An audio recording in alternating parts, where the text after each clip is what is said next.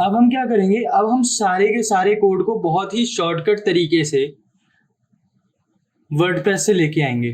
कैसे? अब आप देखिए, यहाँ पे जितने भी सेक्शंस हैं इनको बनाने में हमें बहुत टाइम लगता है, लेकिन अब इसका भी एक शॉर्टकट मेथड है, वो है ये। जैसे हमने यहाँ पे होम ब्लॉक 3 लिखा एंड जस्ट यहाँ पे इस तरीके से ब्लॉक 3 लिख दिया, या 3 कुछ भी आप लिख सकते हैं। एंड देन उसके बाद आप क्या करेंगे, ये होम का है, ठीक है। अब आप यहाँ पे विंग्स एडिटर ले सकते हैं। ओके, अब इसके बाद यहाँ से क्या करेंगे, हम इसको कर देंगे, यहाँ से विजुअल करिए, टेक्स्ट करिए, दोनों कर लीजिए, मर्जी है आपकी। उसके बाद आप यहाँ से ऐड फील्ड दूसरी कीजिए। ये पूरे के पूरे एक सेक्शन का बना देंगे हम ब्लॉक 3 का। ओके, अब इसके बाद हम दूसरे वाले को लेते हैं, ये है ब्लॉक सर्विस पेज ब्लॉक 2। अब हम इसको कॉपी करेंगे और यहाँ पे पेस्ट कर देंगे। अब ये जो है पूरे के पूरे सेक्शन के लिए हम बनाएंगे। अब ये कैसे काम करेगा ये आपको मैं थोड़ी ही देर में बता दूंगा, लेकिन अभी आप यहाँ पे सिर्फ इसको देखिए। अब जैसे ये यहाँ पे हुआ, ओके, अब इसके बाद यहाँ से विंग्स एडिटर इसको हमने कर दिया, या फिर जो भी एडिटर हो ये। और इसके बाद ये वाले सेक्शन को भी हमने कमेंट किया और ये आ गया हमारा अगला सेक्शन। और ये जो भी सेक्शन है इसको यहाँ से पूरा का पूरा, ये क्या सेक्शन है इसका आप नाम देख लीजिए, या फिर आप पूरे इसको लिख दीजिए मिडिल सेक्शन, क्योंकि ये बीच वाला सेक्शन हुआ। ये हो गया, ये हो गया, ये वाला सेक्शन व्हाट टू एक्सपेक्ट कहाँ पे है, जस्ट फाइंड करना है हमें कि व्हाट टू एक्सपेक्ट कहाँ पे है। तो ये वाले कोड को आप यहाँ पे देख सकते हैं। तो यही चीज जो है हम यहाँ पे एक बना लेते हैं, व्हाट टू एक्सपेक्ट, और उसके बाद विंग्स एडिटर, एंड उसके बाद ये जो है इसके नीचे वो है मिडल सेक्शन। तो इसमें नीट कॉमर्शियल लिखा है, ये मिडल है, तो हम यहाँ पे इसको मिडल लिख देते हैं, मतलब मिडल सेक्शन है, मिडल बैनर है, जो भी बैनर टाइप का होता है।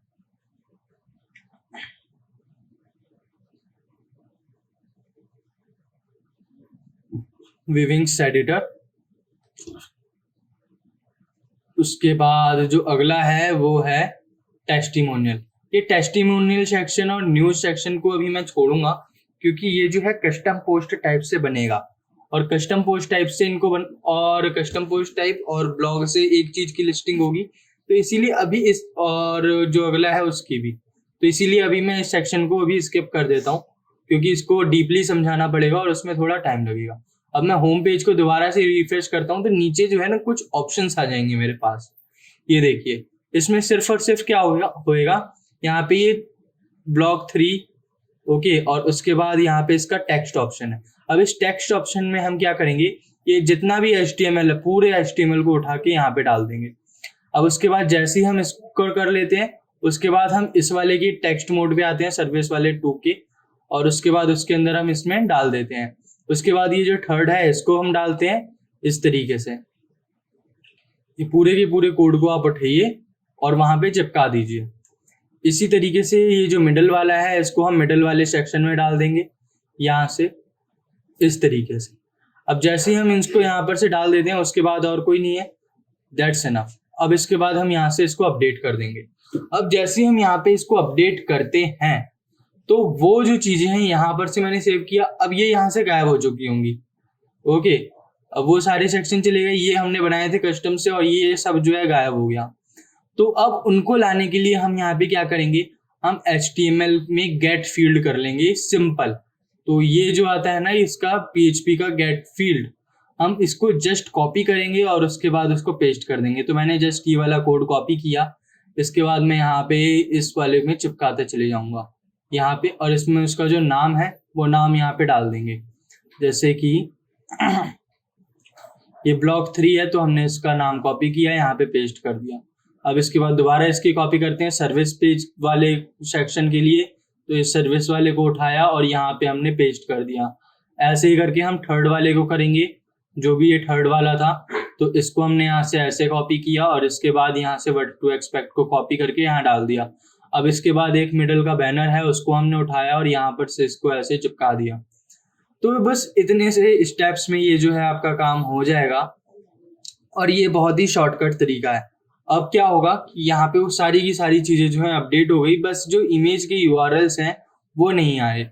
अब इसके लिए मैंने आपको पहले ही बताया था कि इस वाले मेथड्स के लिए जो भी यूजर होगा उसको थोड़ी बहुत HTML की नॉलेज होनी ही चाहिए। तो अब हम क्या करेंगे, इस इमेज का डायरेक्ट पाथ दे देंगे यहाँ पे इमेज को लाने के लिए।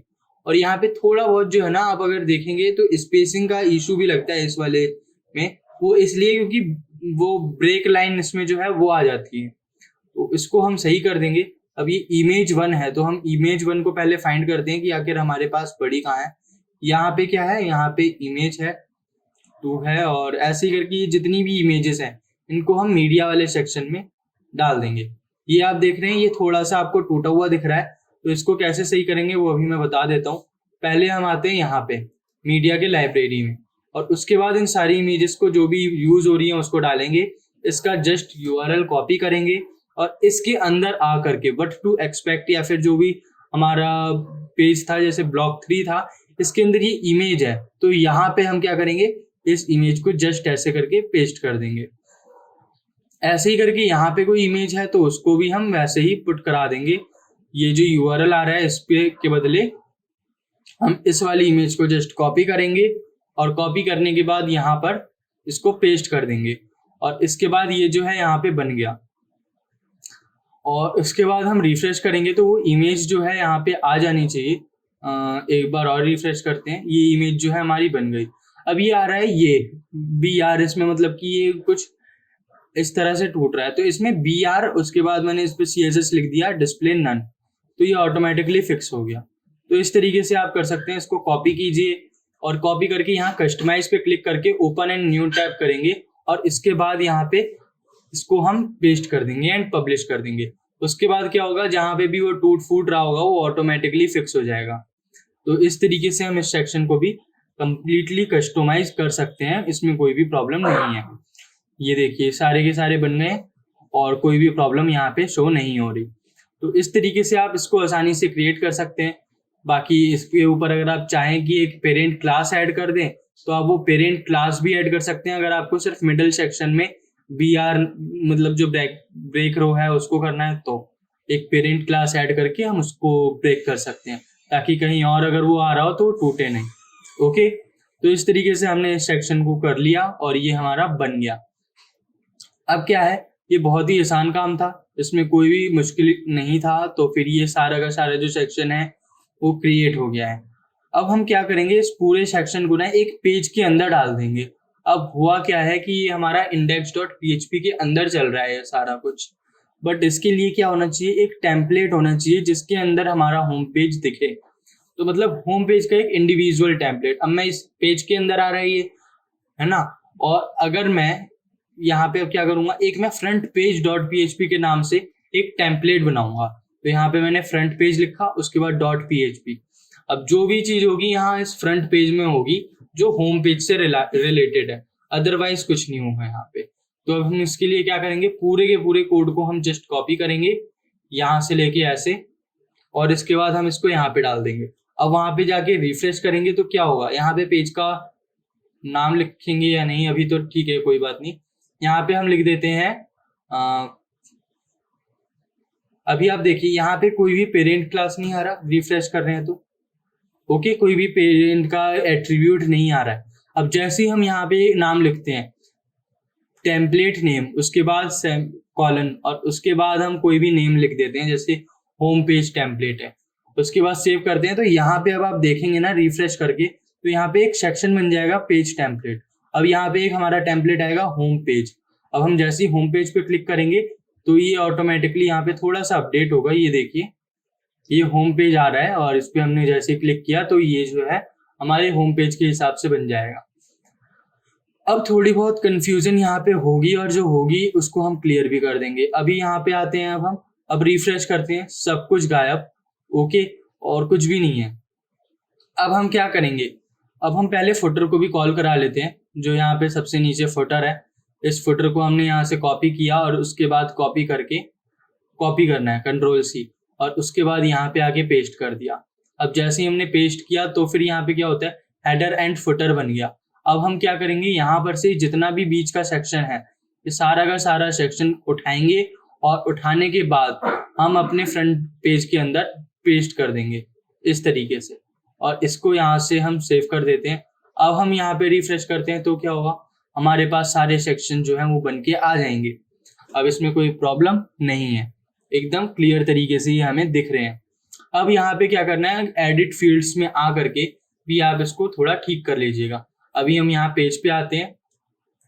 अब एक ऐड न्यू पेज करते हैं। ऐड न्यू पेज करेंगे तो भी यहाँ पे देखिए सारे के सारे वो फीचर्स आ रहे हैं जो हमें सिर्फ उसी पेज पे चाहिए और यहाँ पे नहीं चाहिए। ओके, डिफॉल्ट में नहीं चाहिए। तो हम क्या करेंगे, यहाँ पे पेज टेम्पलेट पे क्लिक करेंगे, फिर यहाँ से पेज को सिलेक्ट कर लेंगे। रिफ्रेश कर लेते हैं क्योंकि वो अभी यहाँ पे रजिस्टर नहीं हुआ था। अब रिफ्रेश करेंगे तो होम पेज आ गई। अब अपडेट कर देते हैं। अब यहाँ पे हम करते हैं तो कोई इफेक्ट अभी तो नहीं आना चाहिए क्योंकि डेटा इसके लिए पहले से ही बना हुआ था। ओके, तो यहाँ पे कोई भी प्रॉब्लम अभी क्रिएट नहीं होनी चाहिए थी, तो यहाँ पे नहीं हुई।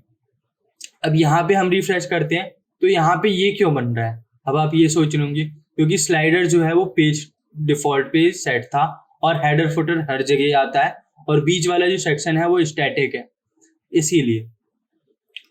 तो इनको भी हम बाद में अपडेट करेंगे तो ये अपने आप सेट हो जाएगा। बाकी बीच का जो भी सेक्शन है वो यहाँ पे नहीं आ रहा है, टेस्टिमोनियल और ब्लॉग को छोड़ के। तो इसको हम फिक्स कर देंगे। कैसे होगा वो मैं आपको बाद में बताऊंगा, थोड़ी देर के बाद ही बताऊंगा, अगली वीडियो में या फिर जो भी है अगले सेक्शन में। और ये जो है यहाँ से हम इसको क्लोज करते हैं और यहाँ से भी क्लोज कर देते हैं। तो ये जो है डैशबोर्ड है हमारा, यहाँ पे एक स्लाइडर बन चुका है।